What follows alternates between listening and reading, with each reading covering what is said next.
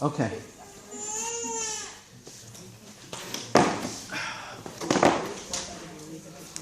All right, let's change channels, okay? I want to talk about the Eitz HaChaim and the Eitz HaDat.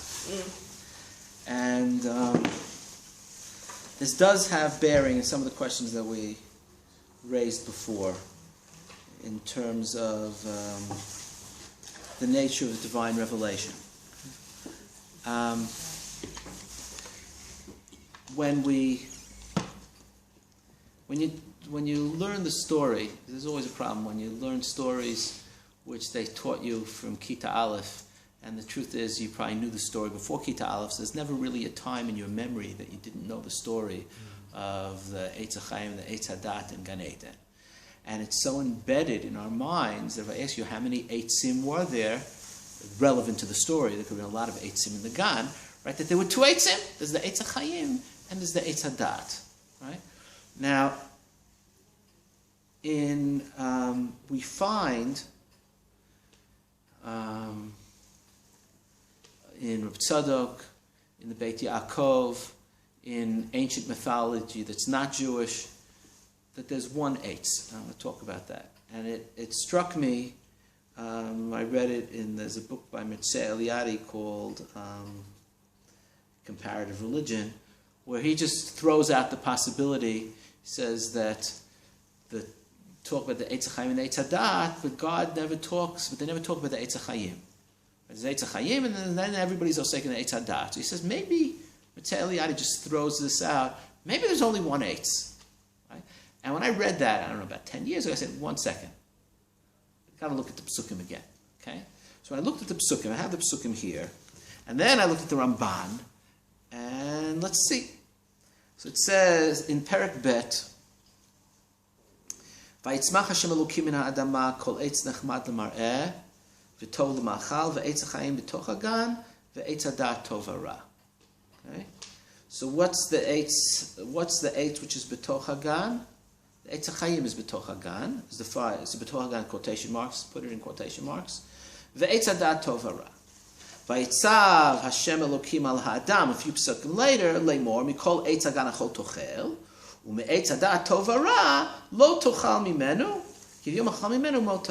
Okay? So then here he only talks about the Eitz HaDat. The Eitz HaDat is asur to eat. Okay? The Eitz HaChaim is not mentioned here. And the Eitz HaDat, it's not me Eitz HaDat tov hara b'toch hagan or anything like that, because that's not the Eitz which is b'toch hagan. The Eitz which is quote unquote b'toch hagan is the Eitz HaChaim b'toch hagan. The Eitz HaDat tov hara. Okay? Now, that's all fine in Perek Bet.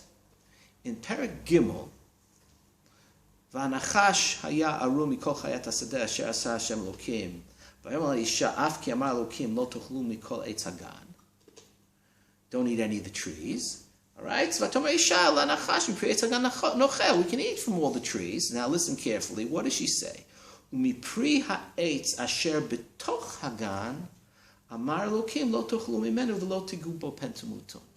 She never calls it the Eitz HaDat tov hara. She does call it the Eitz Asher B'toch Hagan. But which is the Eitz Asher B'toch Hagan? Back in Perek Bet, that's the Eitz HaChaim and not the Eitz HaDat. So what's going on, right? And when the Nachash says no, and the God knows that when you eat from it, you'll be Yodea tov hara, so he's talking about Eitz HaDat, but she never talks about it as an Eitz HaDat. So it's mashma, just on one level, is she doesn't know what this tree is. She does not refer to it as an Eitz HaDat. She doesn't know what it is. That's the first thing. And the way she does refer to it actually relates to the Eitz HaChaim and not to the Eitz HaDat. Both psukim, the consequence relates to the nature being Eitz HaChaim. Right, because when you eat from it, you'll die, but it should be, right, but that's the opposite. When you eat from it, you should live. It's the Eitz HaChaim. Right. Okay? All right, but in any case... It's parallel. So there's a confusion here of the identity of the Eitzim. Okay? So the Ramban realized this, and look at the Ramban. He doesn't say that there is only one tree. He doesn't go that far, but he's aware there's a problem here. Bavur shamar katuv Eitz HaChaim b'toch hagan v'lo amar bagan Right? She says, she refers to the one b'toch hagan. Shelo izkiro v'lo hodio b'shem acher. She doesn't call it the Eitz Hadat. Nomar lefi pshuto shu makom yadua bagan shu b'toch. That the emtza, the toch hagan, is not one point. It means the middle, which includes the area of the Eitz HaChaim and the area of the Eitz Hadat. Right? That's what he says here. V'lachein tirgem unkelus b'mitziut ginta. Not the middle point, but the middle of the gan. K'mo v'hinei l'dvarav, Eitz HaChaim v'Eitz Hadat, shnehem hayu ba'emtza. Okay? That's what comes out. So the fact, the Torah in Perek Bet refers to Eitz HaChaim b'toch hagan. When she says the Eitz Asher b'toch hagan, she means the Eitz Hadat, and there was enough room in the gan, in the middle of the gan, for both of them. Okay? That's the Ramban. Okay? She doesn't refer to it as the Eitz HaChaim, as the Eitz Hadat. So he says, I'm skipping a little bit, the Eitz HaChaim, Ilan Piryo notein ba'ochlav chayim arukim. V'kasher tziva HaKadosh Baruch Hu la'etz shelo yochal mimenu lo hodio kivo hamidah hazot. He didn't tell Adam HaRishon that this was the Eitz Hadat Tov Hara. It says, what does it say? Vayitzav Hashem Elokim al Adam lemor mikol Eitz Hagan achol tochel u'meitz Hadat Tov Hara lo tochel mimenu. But he says that's not what God told Adam HaRishon. Rak amar lo stam priya eitz asher b'toch hagan. Klomar hayadua be'emtzaito lo tochal mimenu. That tree over there in the middle of the gan, don't eat from it. V'hu ma'amar isha l'nachash, and that's what the isha tell the nachash. So the isha accurately says to the nachash what Adam told her, what God told Adam, namely the eitz asher b'toch hagan lo tochal. They didn't know that it was an Eitz Hadat Tov Hara. V'katuv she'amaru me'Eitz Hadat Tov Hara lo tochal mimenu. But in Perek Bet it does say that when God addressed Adam, he's called an Eitz Hadat Tov Hara. His kiro akatuv eleinu b'shmo. It's the narrator. In other words, we're reading the story. The Torah is aware that this story is going to be read for a long time. So to us, God says, Eitz Hadat, right? He's looking up to the reader, Eitz Hadat Tov Hara. Don't eat this eitz. The other Orisha says, don't eat the eitz b'toch hagan. But to us, he says, this is the Eitz Hadat Tov Hara. There's something very funny going on here. There's a play on perspective. Right? The reader who's reading the story after the fact is informed that it's an Eitz Hadat Tov Hara. But Adam HaRishon in the story doesn't know what the meaning of this eitz is, which is evidenced by the fact that the Isha says to the Nachash, Ha'etz asher b'toch hagan. Okay? Without relating to what it is. Okay? Now, we don't know, what's the significance of this? Don't know yet. Okay? But there's something further. By virtue of that, we don't have so much time. Take a look on the second side. This is from the Sefer Beit Yaakov. Okay? The Beit Yaakov in Parshat Bereshit was the son of the Mei Shiloach, Rabbi Yaakov Leiner. Okay?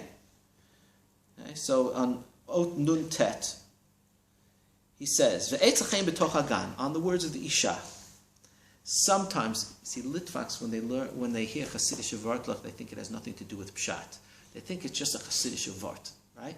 But very often, I would even say more often than not, they uncover a real Pshat in the Psukim. And this is a very good example. Ve'etz HaChaim b'toch hagan, v'tzarich lavin, v'alo gam eitz hadat tov hara haya b'toch hagan. Dichtiv mipri eitz asher b'toch hagan, amar lehim lo tochlu mimenu. Aval beur zeh hu, ki mitzad, listen carefully, this is amazing.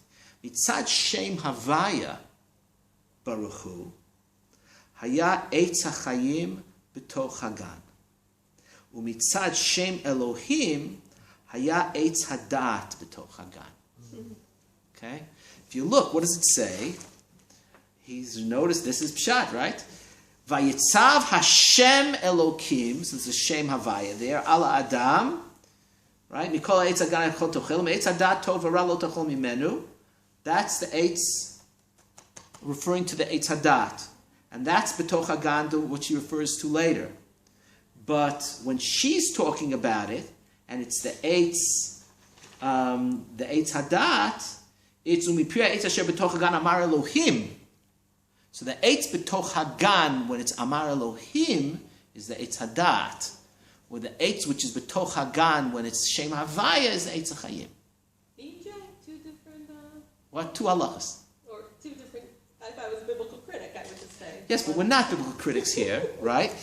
So what he's saying is that it's really one tree, right? But it depends on the mode of the revelation. If it's a Shem Havaya, we'll see what this means in the 10 minutes that we have, right? If you're looking at Mitzad the Shem Havaya, it's the Eitz HaChayim.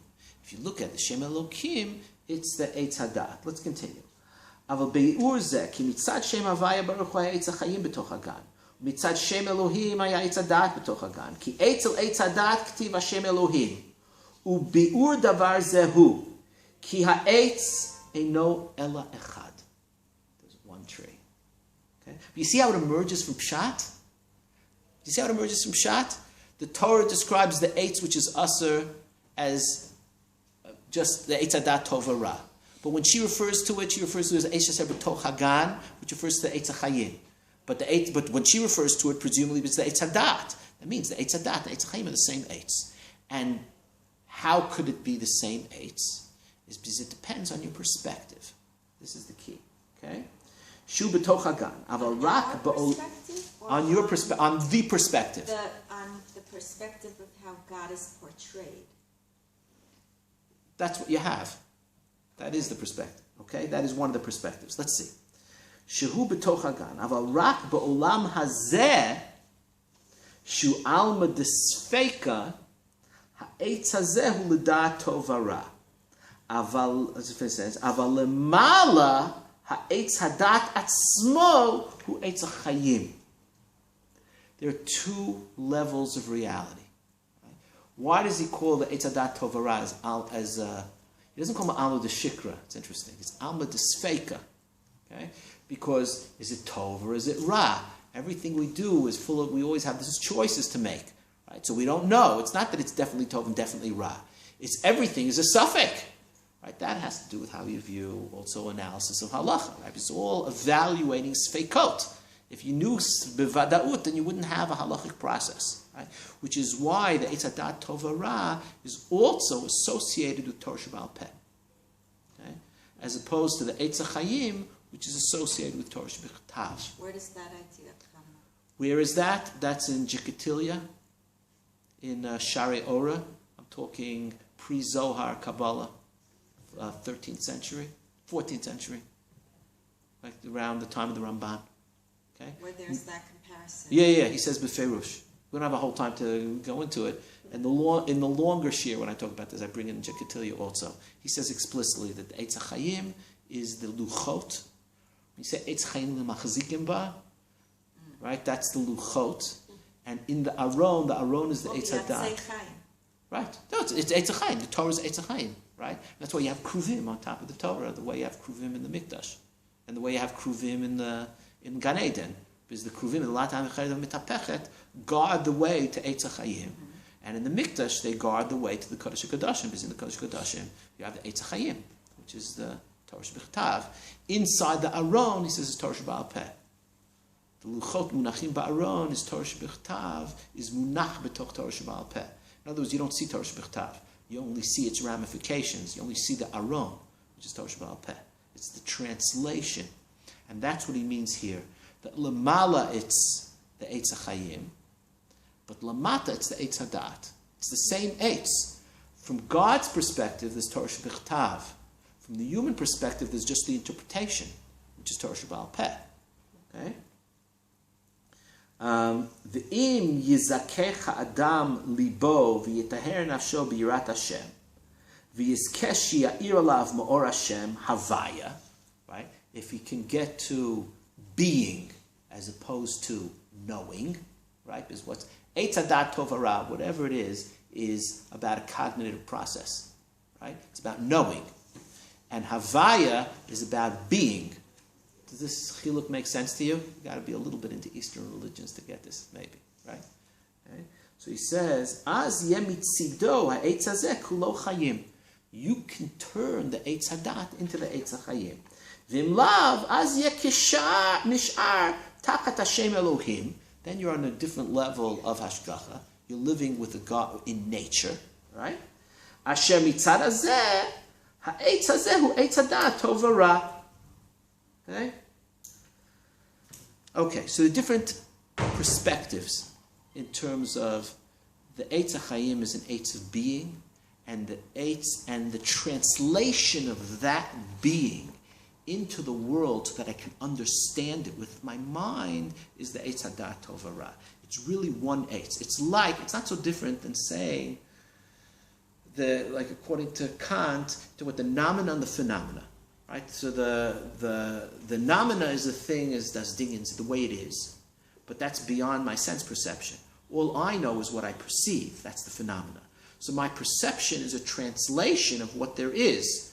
To what extent? So that's the big mystery, right? But if we believe there's some sort of relationship between what's out there and what I'm perceiving, but it's still a translation.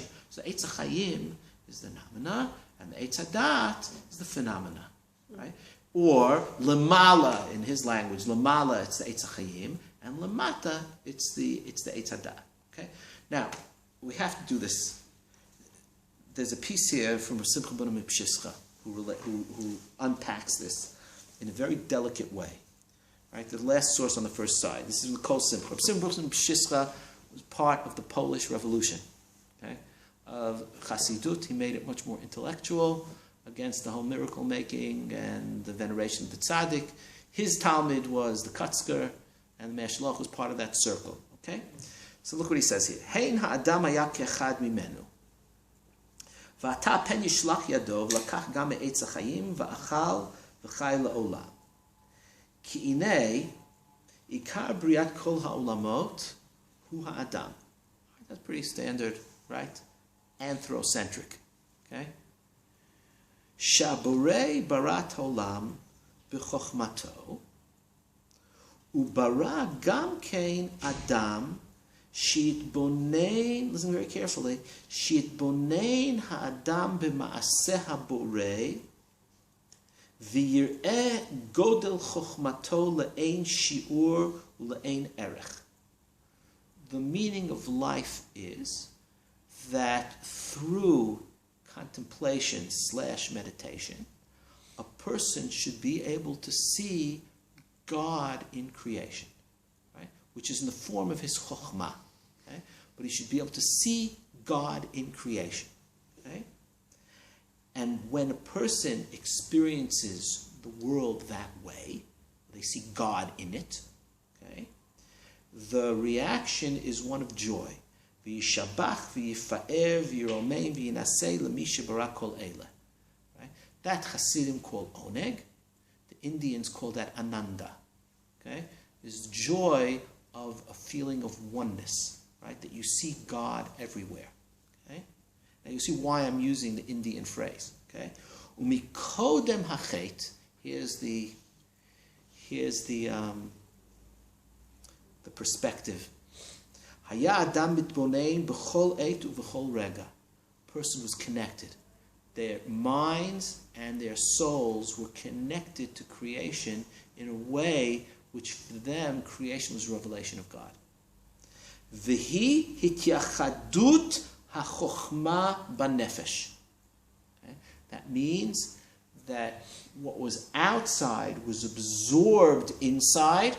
Look at the nefesh. Look at the person as a kli, right? And there's a yichud that occurs between his nefesh and God. Okay? That, I'm sorry, I have to go with the Hindus, right? That's Atman and Brahman are one. Atman is the nefesh, is the true identity of the human being, and God are one. Hityachadut ha'chochma b'nefesh.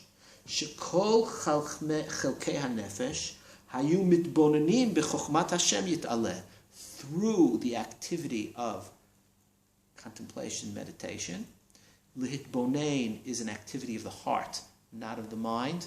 The binah is believe, so some sort of intuitive faculty which is comprehending creation as a revelation of God. V'nimtza, this is key, shigam yidi'ah lo hayalo. What is yidi'ah? Self-consciousness. When you're there, so what's the danger? I don't know if any of you ever tried to meditate. Maybe you tried to daven with kavana. So at that moment when you're davening with kavana, and then all of a sudden you think to yourself, oh, I'm davening with kavana. Then you're lost, right? Oh, I'm really meditating great. And then it's lost, right? The point is that a person aspires to get to a state of mind where they lose self-consciousness and they're just there, right? But the moment you step back and get the distance of that there's me and there's that, right? That's called the subject-object dichotomy, right? Which is embedded in grammar. I am a person. So it's me, the subject, and the person, right? They're two separate things, and I begin to think about myself, okay? But before the chet, and this is chayim, that dichotomy doesn't exist. Shegam yidi'ah lo hayalo. Ki kol atzmut hanefesh hayam milubash behitbonenut hazeh b'chol eit v'rega. Person is enveloped. What does it mean to be enveloped? Is totally enraptured in this experience. Achein achar achet. Af sh'adam yachol litbonen lif'amim b'gadlut Hashem. It's not that we lost access entirely. Ein ze b'tmidut. It's not constant. You fall in and out of it. Umuchrach shielo yidi'ah mizeh hatvuna shehu yodea shehu mitbonen. He meditated, right? And he was aware that you have a problem, that when you're into it and then you fall out of it because you're aware that you're doing it. Right? So that's the Eitz Hadat. Dat is self-consciousness. And that you're aware of yourself as distinct from God. Okay? V'zeh perush hein adam haya ke'echad mimenu. What is mimenu? Ritzono lomar ke'echad b'fnei atzmo shehu yodea mehahitbonenut hazeh. Echad mimenu, separate from God. That's how he's reading it. So the Eitz HaChayim is being there. The Eitz Hadat is self-consciousness. Right? So now I understand why it has to be the same Eitz. And why there's a confusion, and it's a deliberate confusion that the Torah creates between the Eitz Hadat and the Eitz HaChayim. Because you can't talk to someone who is in the Eitz HaChayim, you cannot talk to them about the Eitz Hadat. You can't talk to someone who is not self-conscious and say, if you do this, you're going to become self-conscious. That itself would already transport them into being self-conscious, right? So what the Torah has to achieve is really hard. Maybe only God could do this, is tell the story from a double perspective simultaneously. That from Adam HaRishon's perspective, there's just one Eitz before the Chet. After the Chet, there are two Eitzim, right? There's the Eitz, and I can talk about, there's this, the way I'm talking now. I'm talking about two Eitzims. I'm talking about this perspective where you're there, but I'm aware of the fact that sometimes you're not there. That sometimes there's Dat, and sometimes you're there. So there are two Eitzim. There are two states of consciousness. But before the Chet, there's only one state of consciousness. Right? So there's, how many trees are there? It comes to the great paradox. Are there one tree? Is there one tree or are there two trees? The answer is yes. Right? The answer is yes. It depends on the perspective. Before the Chet, there's one tree, and after the Chet, there are two trees. But you go back and forth, right? So your whole life is bouncing between, if you're having a religious life, is bouncing between the Eitz HaChayim and the Eitz Hadat. And that's, if you look here at the Pri Tzadik, he says this explicitly. He says that before the Chet, it was just, everything was the Eitz HaChayim. But after that, Naaseh Eitz Hadat. It became, through the Chet, the reality changed.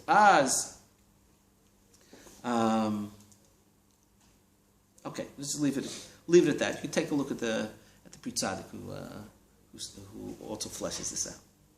Okay, so the reason this is relevant for how you understand halacha, because the reality of the Eitz HaChayim doesn't really allow for halacha, because halacha involves dat, It involves self-consciousness and making decisions, and I'm thinking about this. What is the yeshiva experience, right? I'm thinking about this, and I'm going to try to understand it. So there's the subject, and there's the object. There's me, and there's this body of knowledge I'm trying to understand. And there's something outside of me which I feel commands me. But when you're there, that whole experience is gone. There's no God outside commanding me, and me trying to understand what it is. Right? That's the reality of the Eitz Hadat Tov Hara. In the Eitz HaChaim, you're just there. And that's what it means, we'll see. When you have these statements like La'atid Lavo, Mitzvot B'Telot La'atid Lavo, it doesn't mean that it's not going to be relevant after Mashiach comes. Right? It means the state of consciousness of human beings will be such that halach will be irrelevant. You'll be with God. God can't command you if He's inside of you. If in the hityachadut, chokhmah b'nefesh is not a situation where you can be commanded. It's a different model. Mitzaveh mitzuveh is one model. It's not the ultimate model. Right? The Litvaks would have you believe that that's the model. It's not the model. It's a model. It's the model of the Eitz Hadat Tov Hara. But it's not the model of the Eitz HaChaim. Right? And you move back and forth in between those models. But the ideal thing, when we talk about the Eitz HaChaim, is something else. Okay? That's what we're grappling with, really, is to try and achieve the greater Right. V'chai Bahem Eitz HaChaim. That's right. I mean, that's why, you're right. We want to try and find better solutions. If ultimately we believe that we're striving. Right. So this has to, right, exactly. That's why this is very relevant for first part. Okay.